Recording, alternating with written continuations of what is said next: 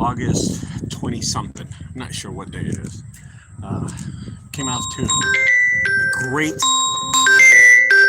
week so far.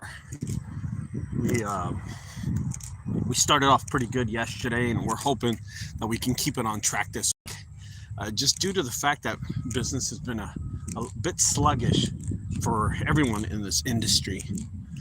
I think a lot of people are not realizing the slowness of this business too.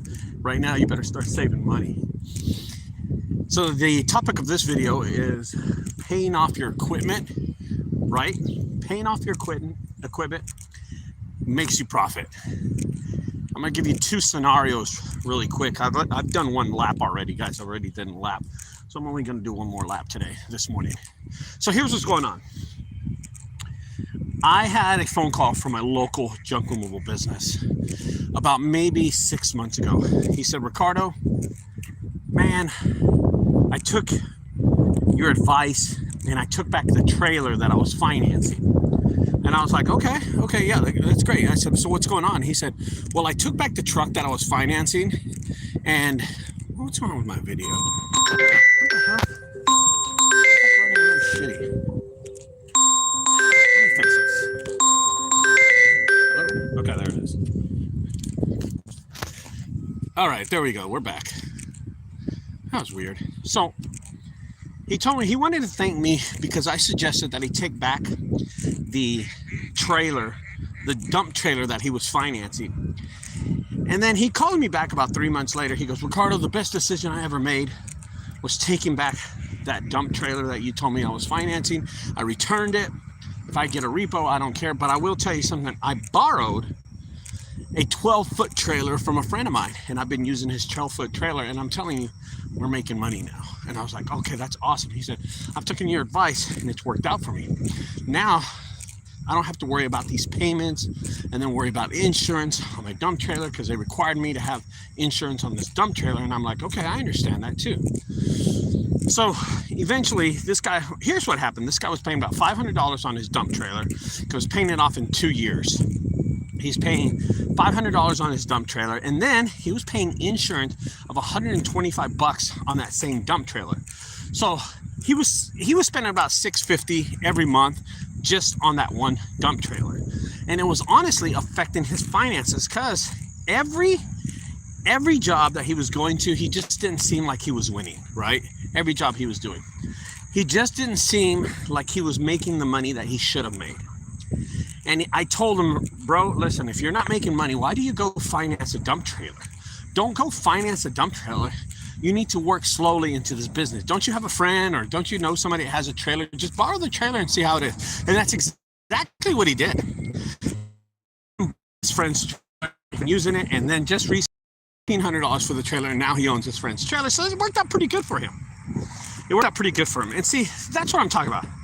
Financing equipment, paying it off, and using it to make profits.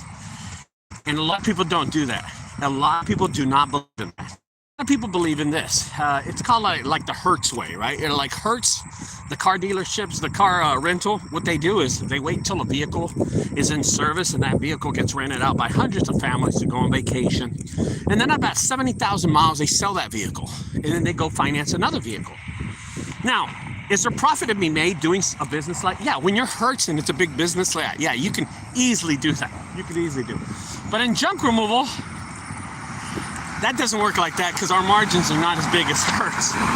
We're not renting out a Dodge Charger to 100 families in a 2-month span. It's just not working out like that.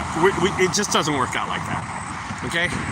We're doing junk removal, 3-4 jobs a day, and we just not gonna reach that threshold of how much money comes in on a monthly basis like Hertz is, okay? So it doesn't work like that for us.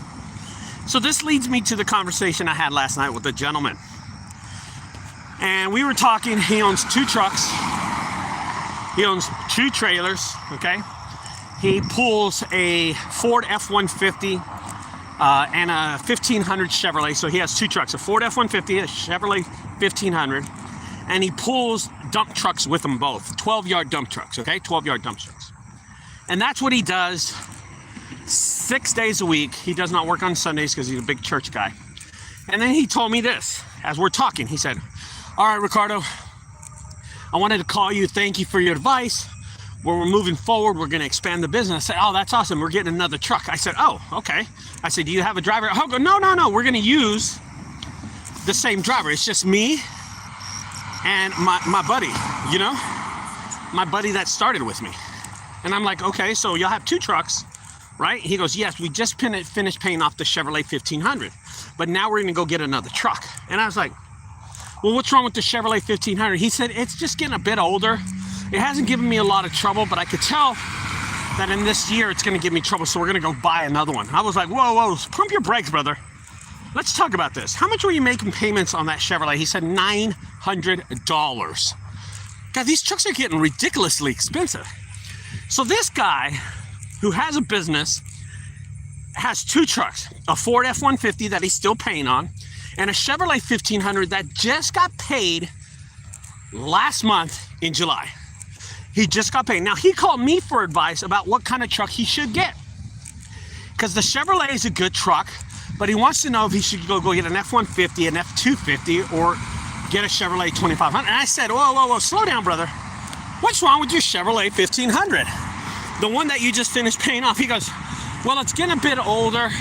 I want to be sure that we present ourselves at the customer's house in an appropriate way. I said, brother, if you show up, you present yourself already. So what's going on here? And here's what happened. Here's what's going on. This guy, who's not thinking in his right mind, he wants to go and dig another hole for himself, another hole during slow times right now, and finance another vehicle. He wants to finance a vehicle just because he paid one off. That's not how it works. I'm sorry, guys, and I don't want to be rude about this, but that is not how it works. You pay off a vehicle, and you ride that vehicle until the wheels fall off that vehicle, and they're grinding on the axle. That's what happens. Now, in the real world, what a lot of people do is they finish paying off a vehicle, and they go finance a new vehicle. Whoa. In Ricardo's world, Ricardo's Mexican, so Ricardo doesn't think like that. Ricardo thinks like this. Hey, guys, listen. If I paid off a vehicle, I'm going to ride that vehicle until the wheels fell off. And I hope a lot of people understand that about me, okay? Why do you think I buy used trucks? Do you think I would put out a new vehicle out there on the road? I don't even take care of my own vehicles. Why would I go use a vehicle, a brand new vehicle, to do junk removal with? That does not make any sense. I'm not going to go buy a new truck. Now, this is my sin. Okay, guys, listen. There are thousands of junk removal companies out there, and everybody does business the right way and the wrong way. Everybody out there does junk removal their own way. And God bless y'all, man. That's your decision. You want to do it that way? That's totally 100% up to you. Okay? That's totally up to you. It is your business. I'm gonna tell you how to run your business. Now, all these 1,000 junk removal companies across the US, ask yourself this question. How many of y'all have been in business for 5 years? Now that 1,000 goes down to about maybe 500, right? So now we have 500 companies across the US. Now ask yourself, out of those 500 companies, how many of y'all have been in business for 10 years? And that's gonna go down to about 100 people, okay? Now, out of those 100 people, ask yourself this question. How many of y'all have been in business for 15 years? And that goes down to about maybe 5 people, maybe 5. Out of those 1,000 companies, 5 of those companies have been in business for 15 years. Now, ask yourself this question. Out of those 5 companies, how many have been doing this for 17 years? And I'm going to think of 2. Me and some chick. And that's it, okay? I know what I'm talking about. And that's what I'm trying to tell you. I'm trying to present you with a backup. Well, what does this guy know? Well, I know 17 years of it, dude. That's what I know. And I also know I've owned about 22 trucks in this business. I've owned 22 trucks in this business, doing this business in 17 years. I've had that many trucks. I've gone through that many trucks, and I've only bought one new vehicle, which was my worst investment ever. It was my worst investment, piece of shit, F-250 gas truck. I I still remember that day. All right, regardless, if you finally pay off your truck and you make that last payment, guys, do not go finance another truck, especially in this economy. We don't know what Trump's going to do. We don't know what Kamala's going to do. We don't know how the candidates are going to try to turn around the U.S. economy. Here's what's got to happen. Use your truck, the one that you just paid off for, okay, the one that just got finished paying off, and use that truck until the wheels fall off. And I will tell you something. Here's what's going to happen. Your business is starting to mature. Once you start paying off your equipment, your business matures. Now, I talked about this in a previous video. Your website matures. Well, how does a website mature, Ricardo? How does it mature? I'm going to tell you how. It stays on Google. It starts building data on Google. It starts building that content. Those keywords start sticking on the algorithm of Google. The history that you've owned, the URL, which is the www. It starts sticking on Google. Google sees you as a business that's been doing this for 5 years, for 10 years, and you know what happens? Your business matures. Well, how does your trucks mature? When your trucks are paid off, your trucks mature. Okay? Your trucks mature. How does it do that? Listen, guys, it is so simple to realize that these trucks are made to be purchased and used. And once they're purchased and they're paid off, you use them more. Why? Because you don't give a fuck. You've got the money out of these trucks.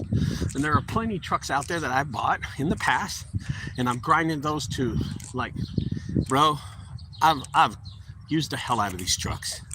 Okay? Now, you see me down the road, I don't buy no little small trucks. I'm always buying F450s, F550s.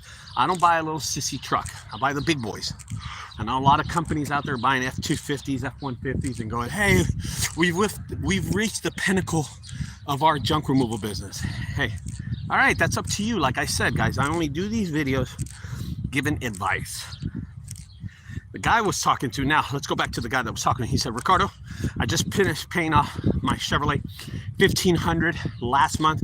We're looking to get a Ford F250 or a Ford F3. I said, whoa, slow down. I said, wait a minute, brother.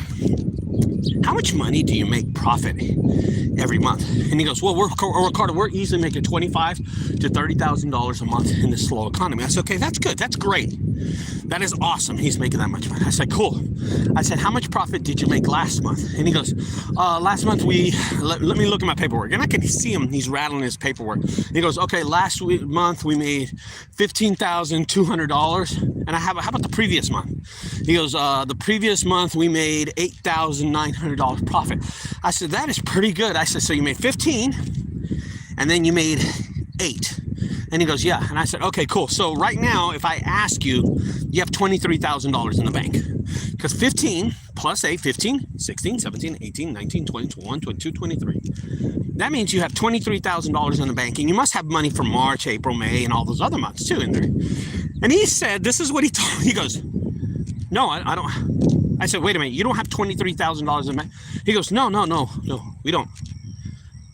I said, but I thought you made net profit $15,000 last month and $8,000. He goes, yeah, but I have, home expenses. We have business expenses. I said, okay, brother, don't sit here and bullshit me. God, I've seen bullshitters. Why do you think I asked you if you had $23,000? I've seen people lie to me. I've seen people tell me stories and this and that.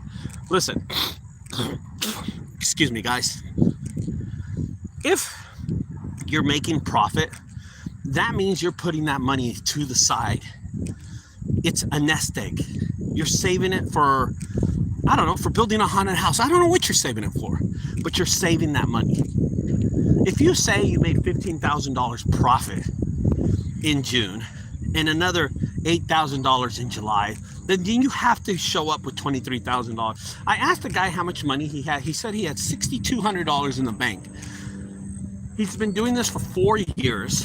And I'm like, in 4 years, you managed to save $6,200. I said, if you worked at Home Depot as a manager, they make about $70,000, $65,000 a year. Wouldn't you save that much money yourself? I'm pretty sure you would. Here's the thing about it. People don't know what they're making sometimes.